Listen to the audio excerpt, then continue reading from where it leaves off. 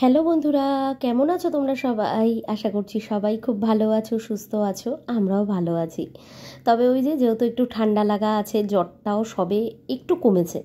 কালকে হেলথের থেকে ওরা এসছিল, তো তখন আমি বলেছিলাম যে আমার এরকম দুদিন ধরে জ্বর, ঠান্ডা লাগা। তো ওরা আমাকে দুটো মেডিসিন দিয়েছিল, বলেছিল খুব প্রয়োজন না হলে খাবে না। তো আমি গতকালকে রাত্রিবেলায় একটা খেয়েছি। তো আজকে সকালবেলার থেকে জ্বরটা নেই, গা হাত পা ব্যথাটাও অনেক কম। তবে ঠান্ডা লাগাটা তো আছে, ওটা তো একদিনে যাবে না। সকালবেলা বাজে দেখো প্রায় 10টা। বলে না কিছু কথা না মুখে বলা মানে প্রকাশ করা যায় না, চোখ মুখ দেখেই তার বুঝে নিতে হয়। আমারও আজকে অবস্থাটা তাই। আজকে আমার চোখ মুখ তো ভালোই না, আর মনটাও ভালো না, রাগ উঠছে সকালবেলার থেকে। তোমাদের দাদাভাই তাই সকালবেলার থেকেই বলছে কি করবে বলো। গতকালকে তো তোমরা দেখলেই আমি ওরকম বৃষ্টিতে ভিজে তারপরে সব কাজ করে কাজ করেছি। কালকে দিদি আসেনি, আজকেও সেম তাই। সকালবেলা তো আমার এই দিদি আসবে বলে আমি একটু তাড়াতাড়ি করে ঘুম থেকে উঠে যাই, কারণ নিজের সমস্ত কিছু গোছানো টোছানো থাকে। কারণ উনি আসবে তো 5 মিনিট দেরি করবে না। উনি ওনার মতো এত রানিংয়ে কাজ করে, আমি আর এখন পেরে উঠি না ওনার সাথে।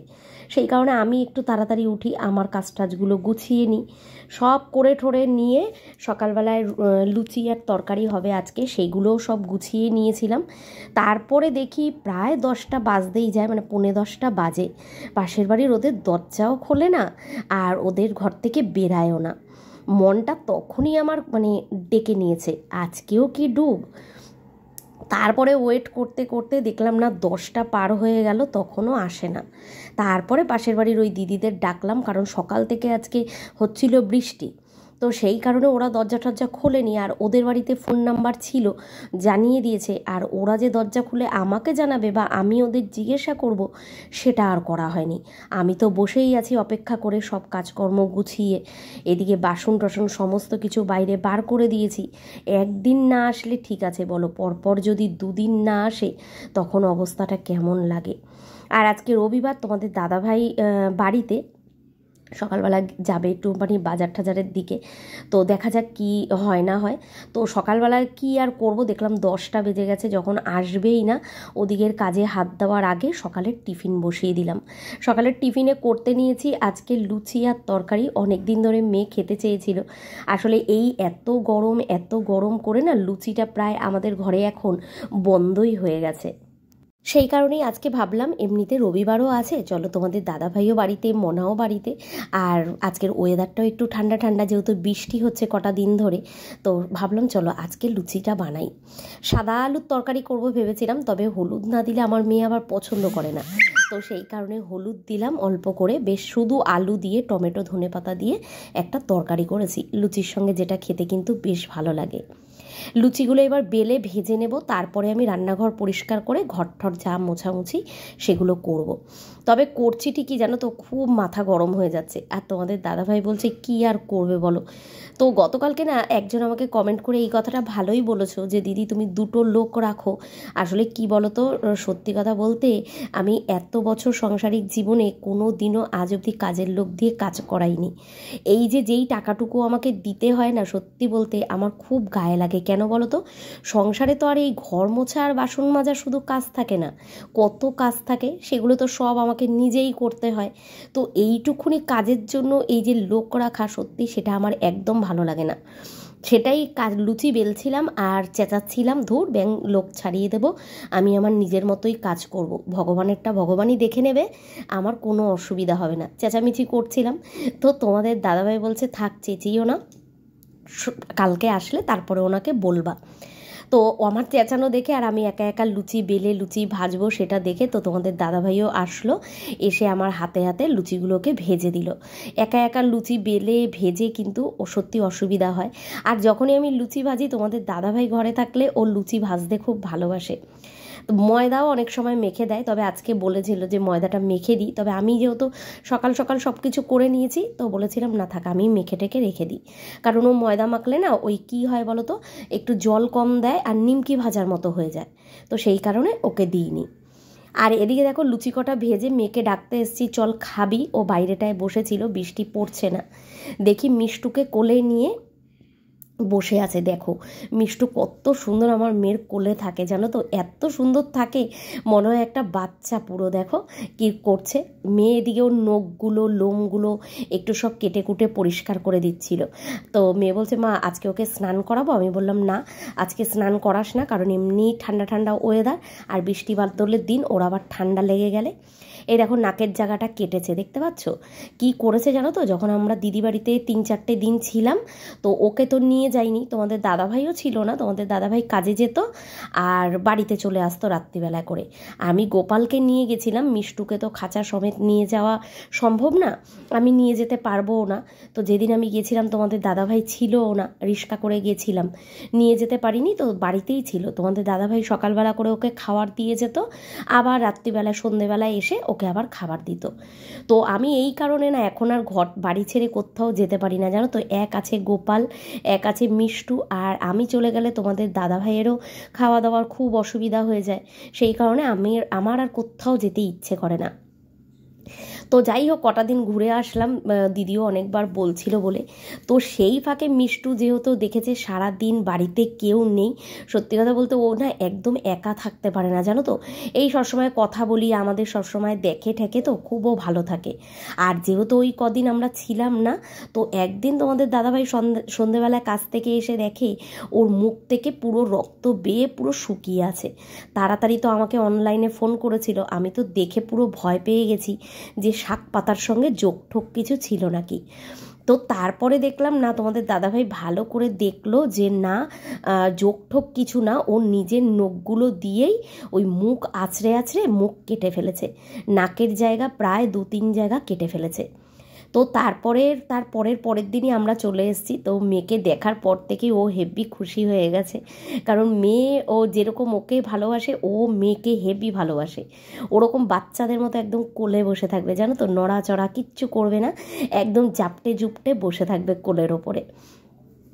তো তারপরে আমরা মেয়ে ওকে রেখে দিল খাঁচার মধ্যে। তো আমরা তিনজনেই খাবার না, তিনজনে না, তোমাদের দাদাভাইকে আর মনাকে খেতে দিয়ে দিলাম, কারণ আমি যেহেতু ছাতুটা একটু দেরি করে খেয়েছি আমার এখন খিদে নেই। আর মেন কথা হচ্ছে আমার তো এখন কাজ আছে, এখন যদি আমি খেয়ে নিই না, খেয়ে নিলে এই বাসন কোসন মাজতে ঠাজতে খুব কষ্ট হয়, পেটটায় মনে হয় বেশি চাপ পড়ে।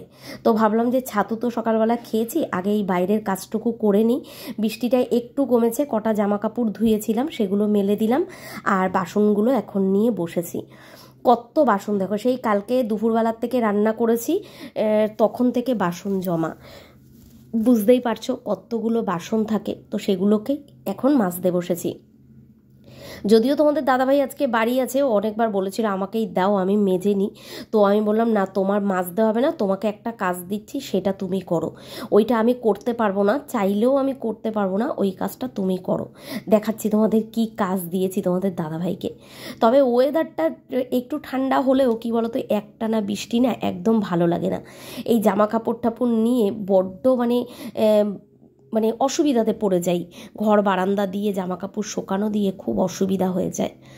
এদিকে বৃষ্টি তো নেই, দেখো তোমাদের দাদাভাইকে বললাম তুমি একটু ছাদে যাও, আমার গাছপালাগুলো দেখে আমার নিজেরই কান্না পাচ্ছে, তুমি আবার কবে বাড়ি থাকবে কি থাকবে না, তুমি ছাদে যাও, গিয়ে একটা কাজ করো, আমার গাছের গোড়াগুলো সব পরিষ্কার করো, করে ছাদটাকে একটু ভালো করে পরিষ্কার করো। কারণ এই ছাদের অবস্থা দেখে সত্যি কথা আমার খুব কান্না পেয়ে যাচ্ছে, কারণ আমার জিনিসপত্র তো এরকম থাকে না, তো আমার চোখের ওপরে দেখে না ভালো লাগছে না। কত গাছ মরে গেছে জানো তো, তোমাদের আগে দেখাতাম না কত সুন্দর আমি গাছের যত্ন করতাম, তোমরা নিজেরাও দেখেছিলে, আমার কত গাছ মরে গেছে। তাই আমি ভাবছি যে আর হয়তো এগুলো করে উঠতে পারবো না, এই ছোট ছোট শখগুলো আমার সব বিসর্জন চলে যাবে। তো আর তো মানে এখন অনেক ভয়ে ভয়ে সিঁড়িতে উঠি, হ্যাঁ তোমরা অনেকেই বারণ করো যে পম্পা সিঁড়িতে উঠো না, তো আমি খুব আস্তে ধীরে উঠি জানো তো, মানে আমার একটু ওপরে না গেলে না ভাল লাগে না, আমার একটু গাছগুলো না দেখলে ভালো লাগে না। ওদিকে তোমাদের দাদাভাই করছে, আমি ওপরে যাইনি, মেয়ে গিয়ে একটুখানি ভিডিও তুলেছিল, আমি আর যাইনি, আমি এখানে নিচে বসে বাসনগুলো মাজছিলাম, ব্যাস। আবার তার মধ্যে নেমে গেল বৃষ্টি। তোমাদের দাদাভাইকে বললাম চলে আসুন নিচে, কারণ বৃষ্টিতে ভিজে ভিজে করো না, আমারও ঠান্ডা লেগেছে, এদিকে মনারও আবার ঠান্ডা লেগেছে, একদিন বৃষ্টিতে ভিজেছে তো ওরও ঠান্ডা লেগেছে। তো বললো না আমাকে ছাতাটা দিয়ে দাও, আমি ছাতা মাথায় দিয়ে অন্তত বসে বসে গাছের গোড়াগুলো পরিষ্কার করি, তারপরে আমি নিচে নামবো। যাই হোক, দেখো এদিকে বাসন তো মেজে সব ঘরের ভেতর দিকে রাখলাম, ঘর মুছবো এখন না, একটু পরে মুছবো ঘরটা, ওদিকে সব কাজ হয়ে গেছে। আর বাজার বলতে আজকে সবজি কিছুই আনাইনি, শুধু আলু পেঁয়াজ আদা রসুন দরকার ছিল, তো সেটাই নিয়ে আসলাম। একেবারে 4 কেজি মতো আলু নিয়ে এসছে, আমাদের মোটামুটি 10 দিন মতো চলে যায়, হ্যাঁ 10-12 দিন মতো চলে যায়, কারণ আমরা এখন খুব একটা আলু খাই না, বুঝেছো, তো সেই কারণে হয়ে যায় মোটামুটি। আর আলুটা দেখবে ঘরে থাকলে না, মানে বাজার কিছু থাকুক চাই না থাকুক, মনে হয় একটু নিশ্চিন্ত। জানো তো, একটা কথা ভাবি, তোমরা অনেকেই বলো যে পম্পা তুমি একটু রেস্ট নাও, একটু বুঝে শুনে কাজ করো। কি করব জানো তো, তোমরা আমার কষ্টটা দেখে বুঝতে পারো, কিন্তু আমার আশেপাশে যারা থাকে, মানে আমার কাছের মানুষগুলো যারা সবসময় আমাকে পাশে দেখে, তো তারা আমার কষ্টটা একটুও বোঝে না, জানো তো। সব কিছু কাজকর্ম করি এই অবস্থাতেও, তাতেও সত্যি কথা বলতে আমার শাশুড়ি মা আমাকে একবারও খোঁজ নিতে আসে না ঘরে, আমি মরলাম না বাঁচলাম না, আমার সংসার কিভাবে চলছে, কোনো কিছুতেই একবারও একটুখানি খোঁজ নেয় না। এই বিষয়গুলো নিয়ে না সত্যি এক এক সময় মানে খুব কষ্ট পাই, খারাপ লাগে না, খুব কষ্ট লাগে, জানো তো। তো ভাবি যে সত্যি যার নিজের কেউ নেই তার মানে ভগবান আছে, এটা ভেবেই সব কিছু মনে জোর করে নিই, কি আর করা যাবে। সব মানে সব মানুষের তো সব কিছুর সুখ হয় না কপালে, আমারও হয়তো তাই। আমি সারা মানে এত বছর সবার জন্য করেই গেছি, কিন্তু সত্যি কথা আমার জন্য কেউ ভাবে না। তো এগুলো ভাবলে না সত্যি এক এক সময় মনটা খুব খারাপ লাগে, জানো তো। বাইরের কাজগুলো সব করে চলে আসলাম, বৃষ্টি তো হয়েই যাচ্ছে, এবার দেখলাম খিদে পেয়েছে, 12টা বাজে, তো ভাবলাম একেবারেই ওদিকের কাজগুলো করে এসেছি, খিদে অনেকক্ষণ আগেই পেয়েছিল, ভাবলাম একেবারে ওই দিকটা সেরে আসি, তারপরে খাবো। লুচি আর তরকারি নিয়েছি তো 4টে লুচি, কিন্তু খেতে পারিনি, খেয়েছি 2টো লুচি। কারণ কি বলতো, লুচি টুচি না এখন আর ভালো লাগে না, গা গোলায়, ওই যে মুখের স্বাদের মানে চোখের খিদের জন্য নিই, কিন্তু আর খেতে পারি না। আর এই দেখো আমার এত ওষুধ হসপিটাল থেকে দিয়েছে, তো এগুলো এদিক ওদিক গড়াগড়ি করছিল, তো সেগুলোকে আমি এরকম একটা ওই আইসক্রিমের বক্স আছে না, ওর মধ্যে রেখে দিয়েছি, এক জায়গায় থাকবে, হারাবেও না ওষুধগুলো। তো ওষুধটাও খেয়ে নিলাম, সকালের ওষুধ খেতে খেতে প্রায় 12টা বেজে গেছে। এইবার আমি এসছি ছাদে, ভাবলাম দেখি তোমাদের দাদাভাই কদ্দূর কাজ করেছে, বৃষ্টিও কমেছে। তবু আমি এসছি, আর আমাকে দেখেই তো চেঁচামেচি আরম্ভ করে দিয়েছে, হ্যাঁ তুমি কেন উঠলা ছাদে। আমি বললাম না, একটু দেখি তুমি কি কাজ করছো। 2 প্যাকেট ব্লিচিং পাউডার নিয়ে এসছে জানো তো, ছাদের ওপরে দেবে বলে। দেখো আমার ছাদটা দেখে কি কষ্ট লাগছে। আর আমাদের ছাদটা সব থেকে কী প্রবলেম জানো তো, আমাদের যে ওই দেয়া মানে ছাদের যে জলটা বার করার জন্য পাইপটা লাগিয়েছে, ওটা ঠিকঠাক করে লাগায়নি মিস্ত্রিরা, এই কারণে না আমাদের ছাদে এই বৃষ্টির জল টল পড়লে জলটা বেরোতে পারে না, আর ওই জলের ট্যাঙ্কের ওই কোনাটা দিক থেকে জলটা জমে থাকে, সেই কারণে ছাদ এত স্লিপ হয়ে যায়। দেখো গাছের গোড়ায় কত জঙ্গল হয়েছিল, তোমাদের দাদাভাই সব পরিষ্কার করেছে।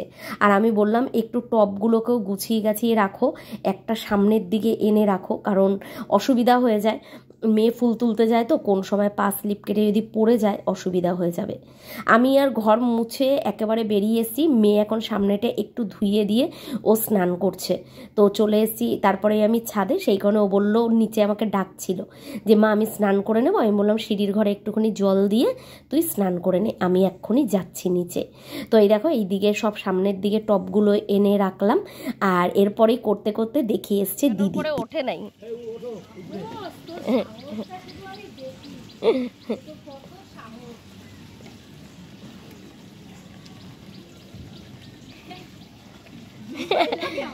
ভয় লাগে।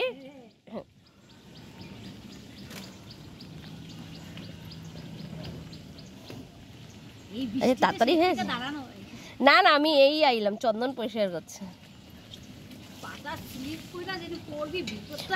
আর এখন যে বউ অসুস্থ,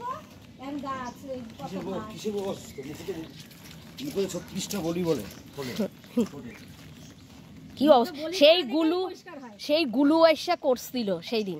তাহলে আমাকে ছাদের উপরে দেখেই দিদি তো নিচ থেকেই চেঁচামেচি আরম্ভ করেছে যে সত্যি তোর সাহস। আসলে কি বলো তো, সাহস না, আমি সব কিছুই করি তোমাদের বলি না মনের জোরে, মনের জোর করেই আমি সব কিছু করি। আমি মনের জোর হারিয়ে ফেলি না, কারণ সত্যি কথা আগে একটা সময় ছিল তখন অল্প কিছুতেই না মনের জোর হারিয়ে ফেলতাম, এখন আর সেটা করি না। আসলে তোমাদের দাদাভাই আবার কাজটা ঠিকঠাক করে করবে না, দাঁড়িয়ে দাঁড়িয়ে দিদি আমি তোমাদের দাদাভাই কাজ করলো, আমরা দাঁড়িয়ে দাঁড়িয়ে অনেকক্ষণ একটু গল্প করলাম ছাতা মাথায় দিয়ে। তারপরে দিদি আসলো, নিচে বসলো, অনেকক্ষণ একটু গল্প করলাম, কারণ ওর বাড়ির কাজ সেরে চলে এসছে, আমারও কাজ হয়ে গেছে। তো তারপরে ভাবলাম না, রান্না বান্না বসাতে হবে। দিদি চলে গেল, বেলা অনেক হয়ে গেছে, স্নান করিনি এখনও, স্নান করতে গেলে দেরি হয়ে যাবে। আজকে রবিবারের মেনুতে আমাদের ঘরে কোনো চিকেন টিকেন কিছু রান্না হচ্ছে না। আজকে রান্না হচ্ছে, ভাত তো বসিয়ে দিয়েছি দেখতেই পারলে, আর এখানে হচ্ছে একটু ডাল আছে, যা ডাল আছে তোমাদের দাদা ভাইয়ের হয়ে যাবে। ডালটা গরম করব, আর এখানে আলু আর বেগুন কেটে নিয়েছি, এটা দিয়ে মাছ রান্না করব। আর এখানে হচ্ছে একটু ভেন্ডি কেটেছি, আর এখানে পেঁয়াজ আর কাঁচা লঙ্কা, টমেটো, ধনেপাতাটা কাটা বাকি আছে। এই রান্না হবে, ডালটা গরম করব, ভেন্ডিটা ভাজবো পেঁয়াজ দিয়ে, আর মাছ রান্না হবে। কালকে ওই যে বাবা ভোলা মাছ দিয়ে গেছিলো, তো এই কপিস রয়েছে। আজকে আর তোমাদের দাদাভাইকে দিয়ে মাছ টাছ কিছু আনাইনি, কারণ আমার খেতে ভালো লাগে না, মাছ খেতে ভালো লাগে না বলে কোনো কিছু বাজার থেকে আনাইনি, শুধু আলু, পেঁয়াজ, আদা, রসুন এগুলো আনিয়েছি। আর রান্না করব এই দু রকমই। ভাত অলরেডি হয়েই এসছে, আর একটু বাকি আছে ভাতটা, ভাত উপর দিয়ে এই দুটো ঝটপট রান্না করব। তো পরিমাণে ঠান্ডা লেগেছে, ঠান্ডা আমার কিছুতেই কমছে না। স্নান করব, ভাবলাম যে স্নান করতে গেলে এখন দেরি হয়ে যাবে, আজকে যেহেতু রবিবার, তোমাদের দাদাভাই গিয়ে আবার তাস খেলতে বসবে, রান্নাটা আগে করে নিই। অনেক বেলা হয়ে গেছে, কটা বাজে জানো, 1:45 বাজে। দিদি আসলো, গল্প করলাম বসে বসে, তো করতে করতেই ভাবলাম কাজ তো নেই, দু রকম একটু একটু রান্না করব, হয়ে যাবে, দিয়ে গল্প করতে করতেই দেরি হয়ে গেছে। আর মেয়ের হিসাবে আজকে কিছু রান্না হচ্ছে না, তোমাদের দাদাভাই পনির নিয়ে এসছে, পনিরটা রেখে দিলাম, আজকে আর করিনি। মেয়ে খাবে না, কারণ আজকে হচ্ছে মেয়ের ওর পিসির বাড়িতে নেমন্তন্ন, ওর বাবা দিতে গেল, মেয়ে স্নান করে পুজো দিল, পুজো টুজো দিয়ে রেডি হয়ে মেয়ে গেল ওর পিসির বাড়িতে খেতে। মানে আমার দিদির বাড়ি আর আমার ননদের বাড়ি হচ্ছে একদম কাছাকাছি। ও পিসির বাড়ির থেকে খাওয়া দাওয়া করে একটু বসে তারপর ওর মাসির বাড়ি যাবে, সেই বিকেলবেলা আসবে। আর মেয়ে যেহেতু খাবে না, সেই কারণে আমার অন্য কিছু আর রান্নার চিন্তাই নেই, কারণ মেয়ে যদি খেত এই দু রকম রান্নার সাথে আমাকে আবার পনিরটাও করতে হতো, কারণ ও তো এগুলো খাবে না। সেই কারণে মেয়ে যেহেতু খাবে না, কোনো চিন্তা নেই, এই বেলার মতো রান্নাটা হয়ে যায়, আর মাছ যা আছে আমাদের দুবেলাতেই হয়ে যাবে। তো এখন ঝটপট আমি রান্না করব, এসেই তোমাদের দাদাভাই খেতে চাইবে। এখন আমি দেখলাম যদি স্নান করতে যাই তাহলে আমার আবার অনেকটা লেট হয়ে যাবে, তার থেকে রান্নাটা করে রেখে স্নান করে এসে আমিও খেয়ে নেব। লেবু কেটেছিলাম, এই যে লেবুটা খাচ্ছিলাম, আর হচ্ছে সবজিটা কাটছিলাম। তো এখন রান্নাটা বসাই, চলো দু রকম রান্না করব, বেশি টাইম লাগবে না। রান্নাটা করে নিয়ে, গ্যাসটার সব পরিষ্কারই আছে, ছাদে পরিষ্কার তো করেছে, ছাদে পরিষ্কার করে তোমাদের দাদাভাই আবার ব্লিচিং পাউডারও দিয়ে দিয়েছে। তো ওটা তোমাদের দেখাতে পারিনি, পুরো ছাদে একদম জলগুলোকে সব বার করে ব্লিচিং পাউডার দিয়ে দিয়েছে বেশ সুন্দর করে, তো পরিষ্কার করে দিয়েছে ছাদটা। আজকে আর উঠবো না, কারণ ব্লিচিং পাউডার দিয়েছে তো এমনি মানে স্লিপ হয়ে থাকবে। তো আজকে থাকুক, বৃষ্টির ওয়েদার, যদি ধুয়ে যায় তো ভালো কথা, কালকে সকালবেলা না হলে তোমাদের দাদাভাই পাইপ দিয়ে ঝাঁটা দিয়ে ভালো করে ডোলে ধুইয়ে দেবে। বেশ এখন ভালো লাগছে ছাদটা দেখতে, যা অবস্থা হয়েছিল। ঠিক আছে, চলো আর বকবক করি না, রান্নাটা করে নিই, পরে কথা বলছি। আর আমার এত ঠান্ডা লেগেছে না, মানে নিঃশ্বাস নিতে কষ্ট হচ্ছে, দম নিতেও মনে হচ্ছে কষ্ট হচ্ছে, এতটা কষ্ট হচ্ছে। আর বাইরের ওয়েদারটা পুরো অন্ধকার করে আছে, মনে হচ্ছে এখন কতক্ষণে খাবো, আর কতক্ষণে একটু মানে খাওয়া না, মানে কতক্ষণে রান্নাটা সেরে স্নান করে আগে একটু পিঠটা বিছানায় টান করব। মানে এত কোমর যন্ত্রণা করছে, মনে হচ্ছে দাঁড়াতে পারছি না, কোমর নিয়ে অবশ হয়ে যাচ্ছে কোমর। সামনের মাসের আর কটা দিন পর থেকেই ঠিক করেছি মাকে নিয়ে আসব, কারণ কি বলো তো, এখন তো আমার প্রায় 7 মাসে পড়তে চললো, আর কটা দিন বাদেই 7 মাসে পড়বে। তো এখন আমার নিচে বসে কাটাকাটি করতে খুবই অসুবিধা হয়, আর সত্যি কথা বলতে রান্না তো করতেই ইচ্ছে করে না, মানে ওই যে বললাম না মনের জোরে করি। তো মাকে নিয়ে এসেও রান্না করাবো না, কারণ আমার মাও অসুস্থ, তোমরা জানো, মার ওপরেও সব ফেলা যাবে না, যতটা মা থাকলে যতটুকুই হেল্প হয়, তো সেটাই ভেবেছি।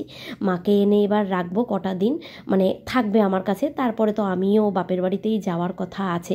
বাপের বাড়িতে শুধু এত জল বলে এখন আমি সারা শব্দ কিছু দিচ্ছি না, দেখা যাক, সময় তো এখনও আছে। তো সেই কারণেই ভাবছি মাকে নিয়ে আসব, কারণ শরীর সত্যি কথা এখন খুব একটা মানে ভালো লাগছে না, যত সময় আগাচ্ছে তত দেখছি শরীর খারাপ হচ্ছে আস্তে আস্তে। তো এখন দেখেছো তোমরা, হয়তো অনেকেই বলছো আমার চোখ মুখ শুকিয়ে গেছে, কিন্তু না, আমার মনে হচ্ছে আমার চোখ মুখ ফুলে গেছে, পা ফুলে গেছে, আমার তো দেখতে পাচ্ছি পা ফুলে গেছে। তো সেই কারণে খুব একটা বেশি আমি কাজকর্মও করতে পারছি না। তো চলো যতটুকু করার ততটুকু তো করতেই হবে। তো এই রান্নাবান্না আমার কমপ্লিট, দেখো এরপরে আমি স্নান করতে যাবো, আর এই অবধি দিয়ে কিন্তু আজকের ভিডিওটাও শেষ করেছি। ভালো থেকো সবাই, আবার দেখা হচ্ছে আগামীকাল। আজকের মতো টাটা।